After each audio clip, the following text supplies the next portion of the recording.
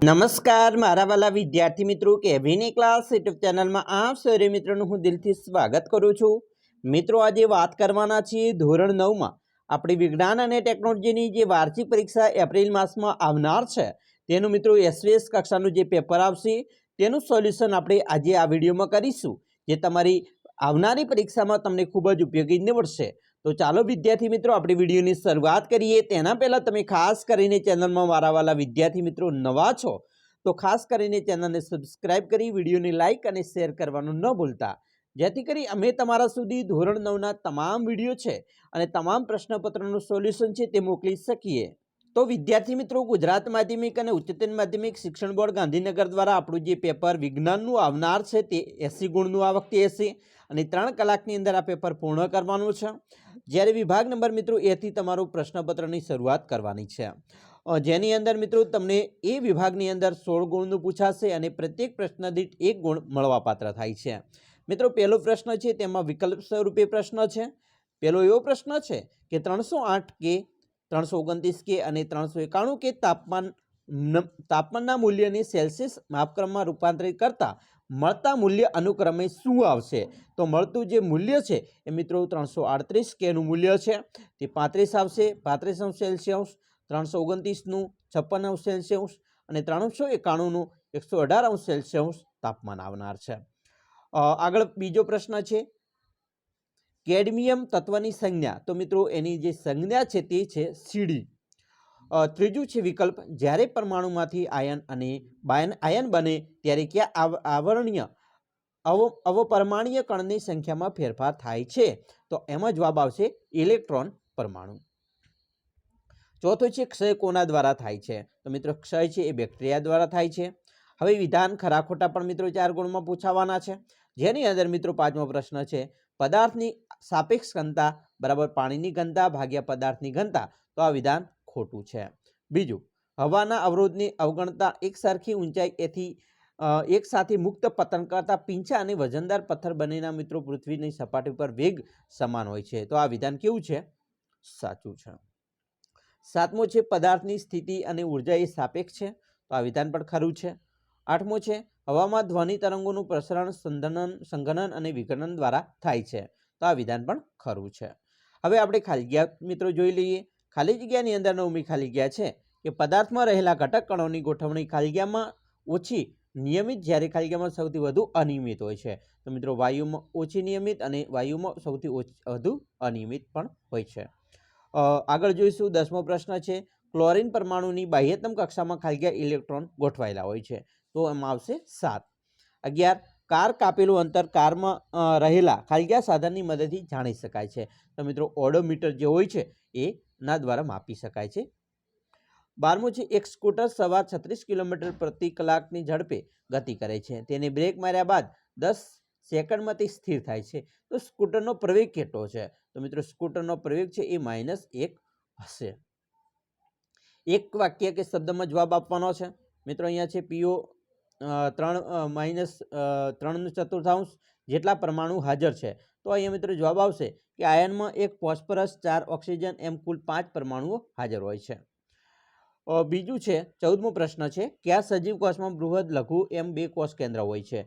તો આવશે પેરામીશિયમ કોષમાં બૃહદ અને લઘુ એમ 2 કોષ કેન્દ્ર જોવા મળે છે।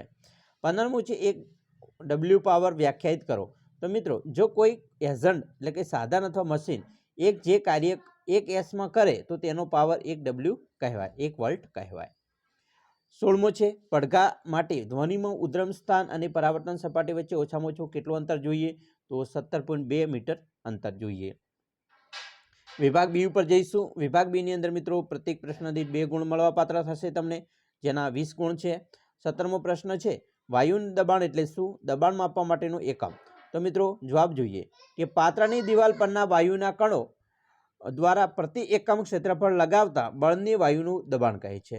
દબાણ બરાબર બળ ક્ષેત્રફળ દબાણ માપના એકમો, જેમાં વાયુનું દબાણ માપવા માટેનું એકમ વાતાવરણ છે, દબાણનો એસઆઈ એકમ મિત્રો પાસ્કલ છે, એમ 1 એટીએમ બરાબર 1.01 ગુણ્યા 105 પીએ થાય। વાતાવરણમાં હવાના દબાણને વાતાવરણીય દબાણ કહે છે, દરિયાની સપાટી પર વાતાવરણીય દબાણ એક વાતાવરણ છે અને તેને સામાન્ય વાતાવરણીય દબાણ પણ કહે છે.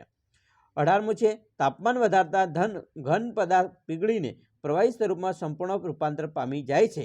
આવું શા માટે થતું હોય? તો જવાબ જોઈએ કે ઘન પદાર્થનું મિત્રો તાપમાન વધારતા તેના કણોની ગતિજ ઉર્જા વધે છે. ગતિજ ઉર્જા વધે છે, વધારો થવાથી કણ વધુ ઝડપથી કંપન કરવા લાગે છે અને ઉષ્મા એટલે કે ગરમી દ્વારા આપવામાં આવેલી ઉર્જા એ કણો વચ્ચેના આકર્ષણ બળની ઉપરવટ જાય છે, જેથી કણ પોતાનું નિયત સ્થાન છે છોડી વધુ સ્વતંત્ર રીતે મિત્રો ગતિ કરવા લાગે છે અને એક અવસ્થા એવી આવે છે કે જ્યાં ઘન પદાર્થ પ્રવાહી સ્વરૂપમાં રૂપાંતર પામી જાય છે. તફાવત આપવાનો છે ધાતુ અને અધાતુ. મિત્રો ધાતુની વાત કરીએ તો તે ચળકાટ ધરાવે છે, જ્યારે અધાતુ છે એ ચળકાટ ધરાવતી નથી. ધાતુ મિત્રો તે મોટે ભાગે કઠણ હોય છે, જ્યારે અધાતુ નરમ હોય છે. ધાતુ વિદ્યુત અને ઉષ્માના સુવાહક છે, જ્યારે અધાતુ છે વિદ્યુત અને ઉષ્માના અવાહક છે. ધાતુ તે ટીપાઉ અને અન્ય ગુણ ધરાવતા હોય છે, જ્યારે તે ટીપાઉ અને તન્ય નથી. 20મો પ્રશ્ન છે અહીંયા મિત્રો નીચેના અલગીકરણ માટેની યોગ્ય પદ્ધતિઓ. તો દહીંમાંથી માખણ તો એને સેન્ટ્રીફ્યુગેશન કહેવાય અને દરિયાના પાણીમાં મીઠું એ બાષ્પીભવન ક્રિયા કહેવાય. 21મા પ્રશ્નની વાત કરીશું તો શુદ્ધ દ્રવ્ય એટલે શું? તો એની વ્યાખ્યા મિત્રો આપણે આવી રીતે લખી શકાય કે સામાન્ય રીતે શુદ્ધ દ્રવ્યના અર્થ ભેળસેળની મુક્ત દ્રવ્ય એવો કરી શકાય. વૈજ્ઞાનિક દ્રષ્ટિએ જે દ્રવ્યમાં રહેલા તમામ કણોના રાસાયણિક ગુણધર્મો સમાન હોય તો તેને આપણે શુદ્ધ દ્રવ્ય કહે છે. 22મું છે ઓક્સિજન અને બોરોન ધરાવતા એક સંયોજનના મિત્રો 0.24 G નમૂનામાંથી 0.096 G બોરોન અને 0.144 G ઓક્સિજન હાજર છે, તો વજનથી સંયોજનના ટકાવાર પ્રમાણની ગણતરી કરીએ તો કેટલો હશે? તો અનુક્રમે મિત્રો 60 અને 40 જેટલું આવે છે. 23મું છે અંતર અને સ્થાનાંતરની વ્યાખ્યા આપવાની છે અને પ્રત્યેકનું એસઆઈ એકમ જણાવવાનો છે. તો અંતર એટલે મિત્રો આપેલ સમયગાળામાં ગતિ કરતા પદાર્થથી કાપેલા ગતિપથની કુલ લંબાઈને અંતર કહેવામાં આવે છે અને અંતરનો એસઆઈ એકમ છે એ મિત્રો મીટર છે. જ્યારે આપણે સ્થાનાંતરની વ્યાખ્યા જોઈએ તો પદાર્થના ગતિપથના પ્રારંભિક સ્થાનથી અંતિમ સ્થાન સુધી લઘુત્તમ અંતરને સ્થાનાંતર કહેવામાં આવે છે, અથવા આપેલા સમયગાળામાં મિત્રો ચોક્કસ દિશામાં પદાર્થના સ્થાનમાં થતા ફેરફારને સ્થાનાંતર કહે છે અને સ્થાનાંતરનો એસઆઈ એકમ મિત્રો છે તે મીટર છે. 24મું છે કઈ ઘટનાઓ ગુરુત્વાકર્ષણના સાર્વત્રિક નિયમ વડે સમજાવી શકાય છે? તો જેમાં મિત્રો આપણને પૃથ્વી સાથે જકડી રાખવાનું બળ, પૃથ્વીની ફરતે થતું ચંદ્રનું અને કૃત્રિમ ઉપગ્રહોનું પરિક્રમણ, સૂર્યની ફરતે થતું ગ્રહોનું પરિક્રમણ, ચંદ્ર તથા સૂર્યને કારણે દરિયામાં આવતી ભરતી ઓટ, પૃથ્વીના વાતાવરણનું પૃથ્વી સાથે જકડાયેલું રહેવું તથા પૃથ્વી પર વરસાદ અને હિમવર્ષા થવી. તો આવી ઘટના જરૂરી છે. 25મું છે વૈજ્ઞાનિક કારણ આપવાનું છે કે પૃથ્વીની સપાટીથી જેટલી ઊંચાઈએથી કોઈ પદાર્થ મુક્ત પતન કરે છે ત્યારે તેની ગુરુત્વીય સ્થિતિ ઉર્જા ક્રમિક રીતે ઘટતી જાય છે, પણ તેની યાંત્રિક ઉર્જા બદલાતી નથી. તો આનું પણ વૈજ્ઞાનિક કારણ આપી શકાય છે. સરસ મજાનું, બરાબર. તો આવી રીતે આપણે પ્રશ્નોનો જવાબ આપી શકીએ છીએ. 26મો પ્રશ્ન છે કાર્યની વ્યાખ્યા આપવાની છે અને એના એસઆઈ એકમ જણાવવાનો છે. તો કાર્ય એટલે મિત્રો પદાર્થ પર બળ લાગતું હોય તે સમયગાળા દરમિયાન પદાર્થનું સ્થાનાંતર બળની દિશામાં થતું હોય તો બળ અને સ્થાનાંતરના ગુણાકારને કાર્ય કહે છે. એનો એસઆઈ એકમ છે મિત્રો જૂલ, બરાબર. હવે વિભાગ સી ઉપર જઈશું. વિભાગ સી ની અંદર મિત્રો મુદ્દાસર જવાબ લખવાના છે. પ્રત્યેકના 3 ગુણ છે, જેની અંદર 27મું છે કે નીચે દર્શાવેલા તાપમાનના મૂલ્યોને ડિગ્રી સેલ્સિયસ માપક્રમમાં ફેરવો, બરાબર. તો આને માપક્રમમાં મિત્રો ફેરવવાના છે. સરસ મજાનો પ્રશ્ન મિત્રો, આને માપક્રમમાં આ રીતે ફેરવી શકાય. કોઈ પણ મિત્રો કેવ છે, બરાબર, કેલ્શિયમ છે 310 તો કેલ્વિન છે તો એને -273 વડે બાદ કરી દેવાના છે અને એનું મિત્રો જે છે એ ડિગ્રીમાં ડાયરેક્ટ રૂપાંતર થઈ જશે. તો આ શોર્ટ ટ્રીક છે, બરાબર. આવી રીતે -273 બાદ કરીશો તો તમને સેલ્સિયસમાં એની ડિગ્રીમાં ફેરફાર જોવા મળશે.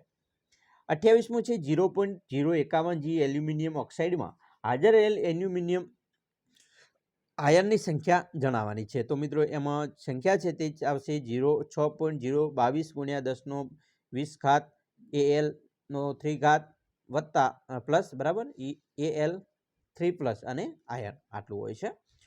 હવે 29મું છે આદિ કોષ કેન્દ્રીય કોષ શું છે? તો એના વિશે પણ મિત્રો સરસ મજાનો મોસ્ટ આઈએમપી પ્રશ્ન તમે તૈયાર કરી શકો છો અહીંયાથી. 30મું છે સાંદ્રતાના આધારે દ્રાવણના પ્રકાર સમજાવવાના છે. તો એના પણ 3 પ્રકાર છે, બરાબર. સમ સાંદ્ર દ્રાવણ, અધોસાંદ્ર દ્રાવણ અને અતિસાંદ્ર દ્રાવણ.